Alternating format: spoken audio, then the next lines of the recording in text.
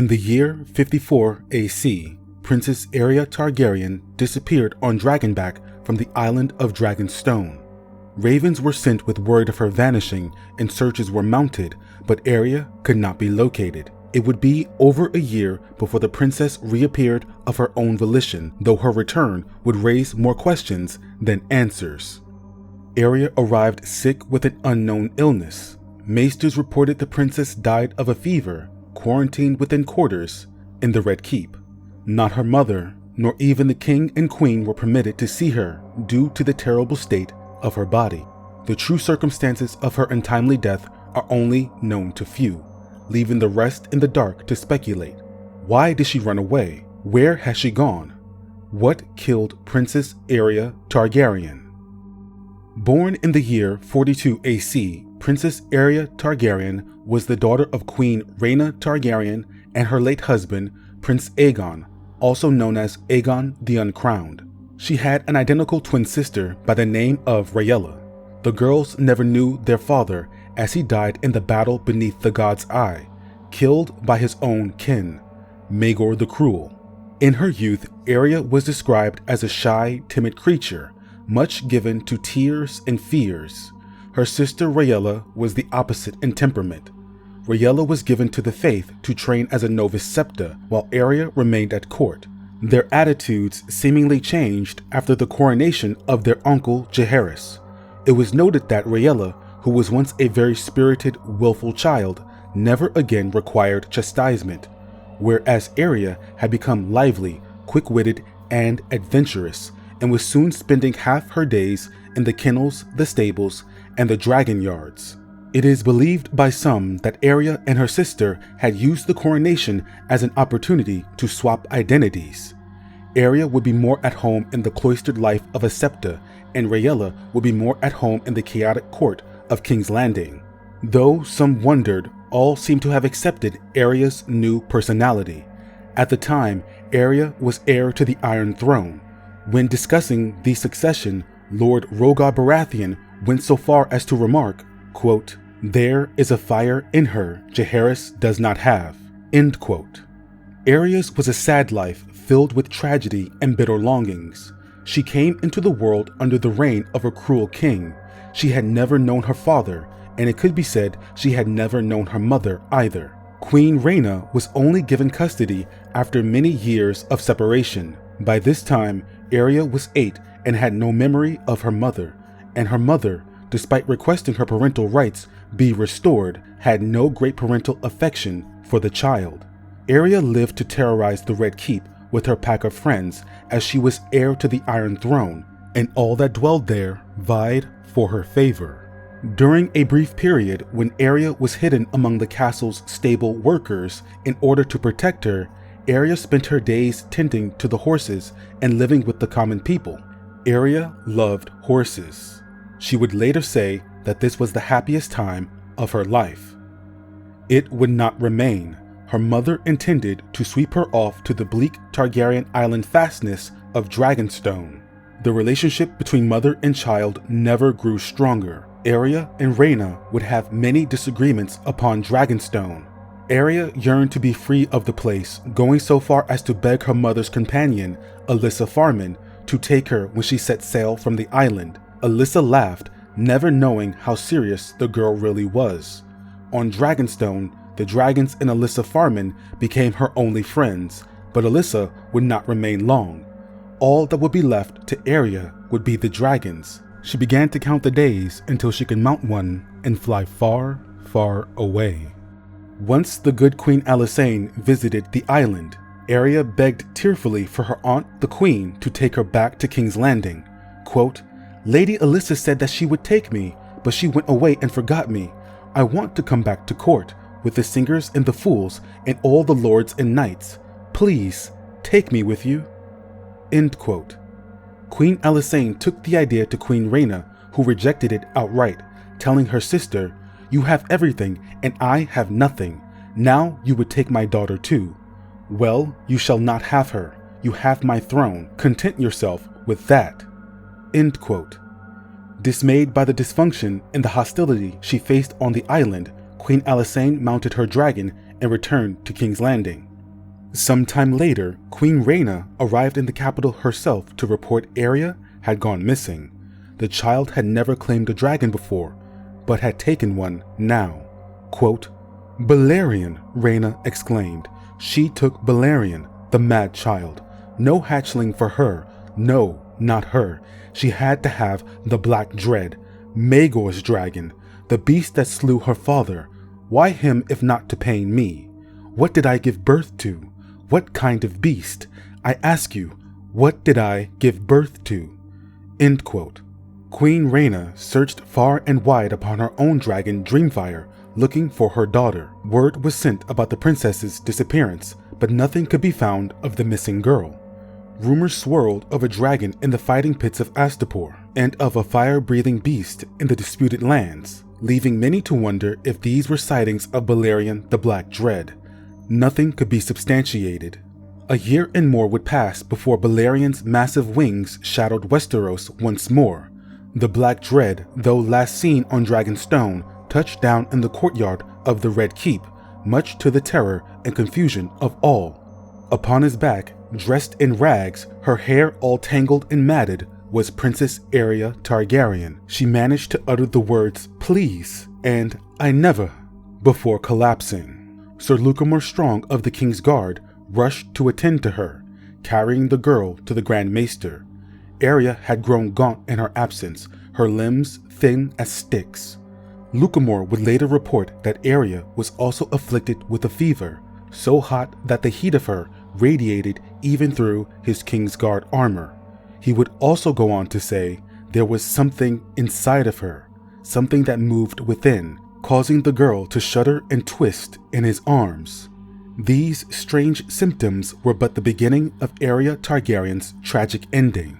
The princess was taken to the Maester's chambers. No one was permitted entry to see her, not her mother, not even the king and queen. Aerea would never recover from her illness. She would die of her fever sometime later without uttering another word. At least that is what was reported to the royal family when all was said and done, and Aerea's body was consigned to the flames, as all Targaryens are in death. The truth of the matter is far more terrifying than one could hope to believe. For the truth, we must needs turn to the writings of Septon Barth, whose extensive notes detail what happened to the poor princess. Barth wrote Aerea did not die of a fever. That was a kindness told to her family. The harsh reality is Aerea's fever cooked her from within. She had burned so hot, Barth said touching her brow was akin to submerging his hand in boiling oil. The fever that raged within her was so great her skin blistered and cracked, and her eyes burst within her skull. Smoke issued from the orifices of her body, both high and low. No medication could ease her suffering, not even copious amounts of milk of the poppy. Barth writes that in the throes of her agony, Aerea often begged for the gift of death. In an attempt to lower her body's temperature, Grand Maester Bennifer and Septon Barth placed Aerea in a tub and covered her with ice. It is believed the shock of this immersion stopped her heart, which ended her life, which could only have been a mercy. Such sudden shifts in extreme temperatures can kill. Yet the end of her life would not be the end of the horror. Following her death, worms burst forth from her body. Barth described them as twisting, slimy creatures with faces and hands. Some were as small as a finger, others bigger than a man's arm, and they made wretched, disturbing sounds. These were the creatures of fire that caused Aerea to burn from within, and because they were creatures of fire, the ice proved to be their bane, killing them as they wriggled from the princess's flesh. Barth would not give the creatures names, and it must be he and Bennifer had their corpses destroyed, refusing to keep samples for further study. But he did offer speculation on their origin. Barth believes the loathsome worms must be life forms that come from Old Valyria. He theorizes that Aerea was too inexperienced to control the Black Dread. The question everyone was asking was, where did Aerea take Balerion? When they should have been asking was, where did Balerion take Aerea? Barth believes he took her to their ancestral home, Valyria. The Dragon Lords of Old Valyria took part in blood magic, for all Valyrian sorcery was rooted in fire or blood. The blood magic and dark arts they practiced were a pathway to many abilities some would consider unnatural. The Valyrians carved and created creatures with these abilities: chimeras, beasts made up of the parts of various living animals, and other such monstrosities. Following the Doom, Septon Barth theorized Valyria is now home of such horrors. They roam that blighted land, free and unfettered. Life can exist in hostile environments. These creatures are called extremophiles. They can be found in extreme cold, extreme heat, and in other places life would not be expected to thrive. Since the Doom, Valyria is a ruin believed to be cursed. Even the boldest sailors steer clear of its shores. The shores of Valyria must be hard to sail due to natural and perhaps magical obstacles that have arisen since the cataclysmic Doom. But if the shores are perilous, what of its skies? It might be easier to fly into Valyria than it is to sail there. Aerea craved adventure, and Balerion delivered her an adventure she would come to regret. That Aerea's first words upon landing were "please" and "I never" were perhaps her attempts at explaining herself, and an attempt to ask for forgiveness, an attempt to tell her story. Please believe that she never meant to go so far. She never meant for this to happen. She never meant to go to Valyria. Only the maddest of them all would ever dare to visit the Doom. The worms that infested her appear to be a type of parasite. Parasites require a host as part of their life cycle. Some parasites accomplish this by implanting their eggs on or inside a host. We see this in species of parasitic wasp and flies. In some cases, what hatches from these eggs are the larval form of the parasite. These larvae feed on the host from within until it's time for them to come out. This could be through excretion from the host, or the parasites can eat their way out, gnawing their way through the body of the host. How the parasites are transmitted depends on the species. In most cases, the eggs of the parasites are consumed by the host through contaminated water or food sources. Aerea appeared gaunt and starved when she returned. Resources on Valyria must be scarce, and a girl of her age and status would not be likely to know how to scavenge for food. Humans can go a long time without eating, but death from dehydration can occur within days. What if Aerea drank from a stagnant pool of water while wandering Valyria? This could be how the parasites or their eggs got into her body. Some have speculated these worms are the fireworms that were described to live in the mines of Valyria when the freehold still kept their slaves toiling in the dark. The fireworms could bore through rock with flame and claw. Their young are described as being no bigger than a child's arm, but they could grow monstrous in size.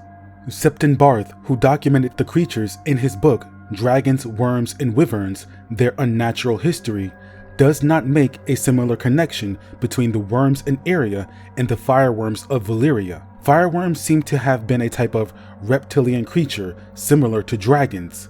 This leads me to believe fireworms and dragons have a similar reproduction process. I predict fireworms to lay eggs as dragons do. As such, they would not require a living host to carry their young. The parasitic worms do not strike me as reptilian. Their twisting, slimy nature seems more amphibian. Having a head and hands with a trailing body reminds me of developing tadpoles, which suggests a disturbing possibility. This may not be their final form. They may develop legs and other features as they grow. In the Alien franchise, the Xenomorph is a creature with a multi-stage life cycle. Eggs hatch facehuggers. Facehuggers implant embryos into the bodies of living creatures. From within the living creature, a chestburster develops. Once it reaches maturity, it earns its name by ripping its way out of its host. Xenomorphs can take on the features of their host. A xenomorph from a human host tends to be bipedal, while a xenomorph born from a dog as a host tends to be quadrupedal. The worms in Aerea was said to have faces and hands. Could something similar have happened here? Mayhaps, but Barth didn't describe the worms as having human faces. Barth simply wrote of faces. Worms don't have definable faces or limbs. This could be in part why Barth was so horrified by their unsettling appearance.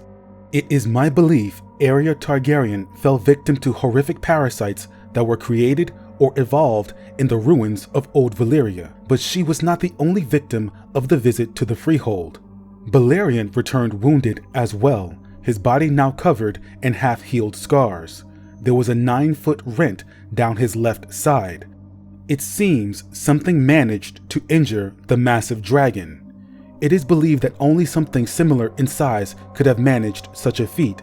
If so, what beast out there did this to Balerion? Another dragon? Some unknown species or creature huge and terrible in size? Or could it be something else lurking in Valyria? The theories would only send us spiraling into endless speculation.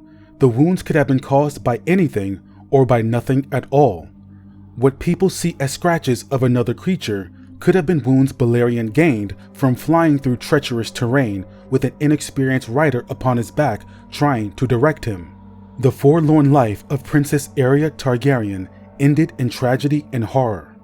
Aerea craved adventure, and Balerion delivered her an adventure she would come to regret. These adventures, especially ones involving dragons, rarely end well. We may never know what the worms are or what attacked Balerion, if he was indeed attacked. Martin is a man of mystery, and the death of Aerea Targaryen is one of the more shocking mysteries this series contains thus far. Life has found a way, even in the ruins of Old Valyria, and it would seem the Doom has managed to claim yet one more victim. You're gonna be all right. You're gonna be all right. Just stay calm. We're gonna get